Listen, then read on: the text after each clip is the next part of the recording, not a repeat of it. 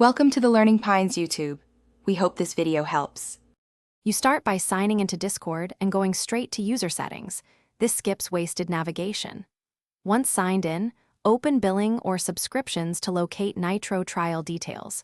Make sure you view the payment method shown so you can confirm the trial is active and the renewal date. If you use the mobile app, tap your avatar then subscriptions. This ensures you're in the right place to cancel rather than chasing menu items later. Once in subscriptions, select Discord Nitro to expose the cancellation controls and the exact renewal date. Knowing the date prevents accidental charges. Click or tap Cancel Trial and read the prompts. Discord often asks you to confirm and may offer retention options. Choose Confirm Cancel to stop automatic renewal.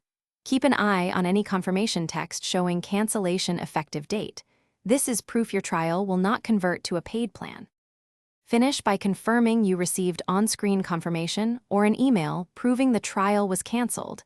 That record prevents disputes. If you still see a pending charge, contact your bank immediately and open a support ticket with Discord, providing screenshots of cancellation. Once done, revisit the subscriptions page after 24 hours to ensure status shows inactive. If status didn't update, clear app cache or try desktop.